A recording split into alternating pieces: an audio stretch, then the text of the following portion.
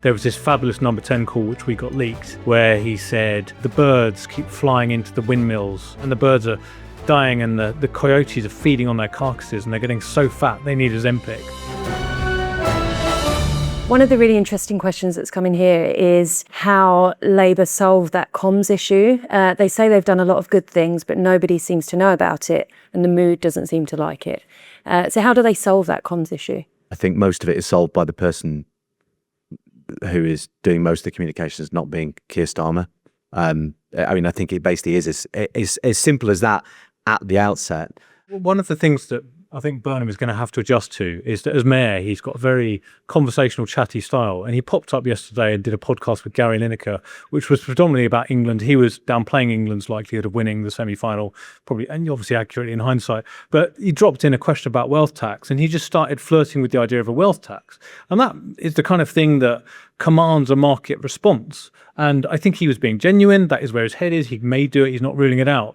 But either way, he's going to have to adapt to his words are really valuable now. And things he says casually could have huge consequences for markets, for people's jobs, etc. So that discipline is going to be something that we're going to have to watch over time. You talked a bit about Mahmood becoming Chancellor. So a couple of questions in here around her appetite for welfare change and how that would align with Burnham. So do you know much about her appetite for cutting the welfare bill and how that would sit with Burnham?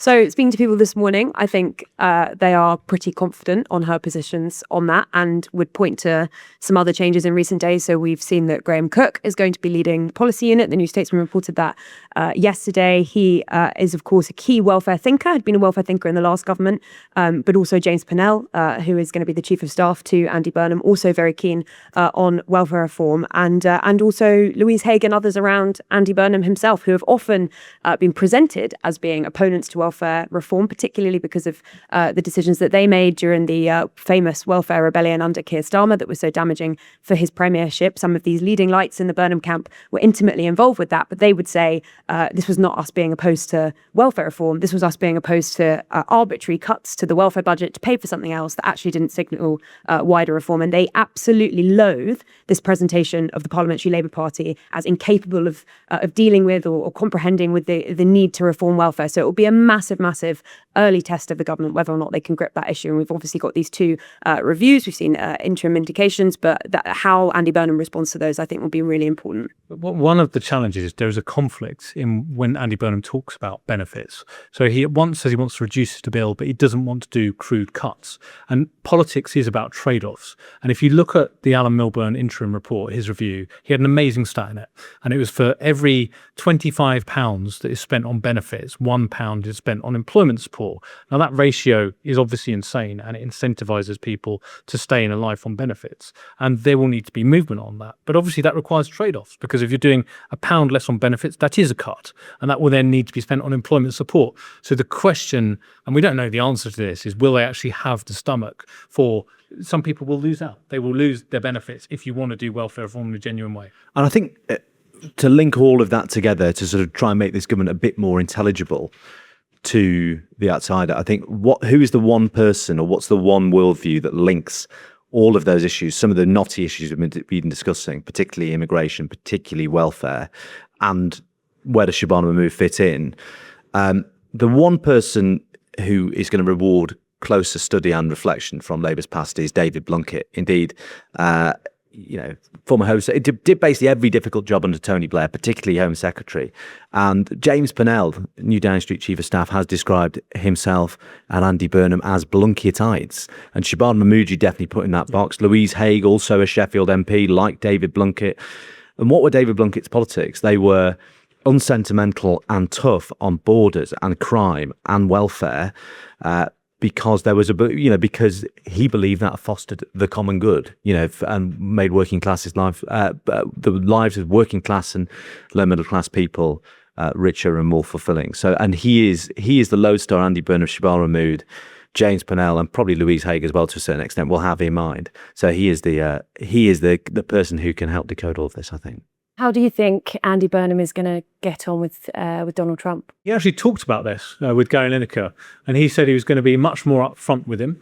Donald Trump described Andy Burnham as, the former mayor of some town, is how he referred to it. And Andy Burnham defended Manchester on behalf of that. He wants to be more upfront, but look, a lot of it depends on who he makes his Foreign Secretary. So if the rumours are correct, the speculation is correct, Ed Miliband may be the Foreign Secretary. And I don't think I am betraying any secrets here to say that the US administration takes a very dim view of Ed Miliband. We did a splash the other week, which was when Ed was still in the running for Chancellor at that point, and they were saying they did not want him to be Chancellor. They opposed his position on particularly net zero, and they are, from what I'm told, very concerned about the idea that he could be Foreign Secretary. That's true, but I guess the 4D chess point on that is that in not having Ed Miliband in the Treasury and having him as Foreign Secretary, it's much easier to make movements on North Sea oil and gas, the issue that Trump cares almost more than anything about when it comes to Britain, than it would be if he Chancellor.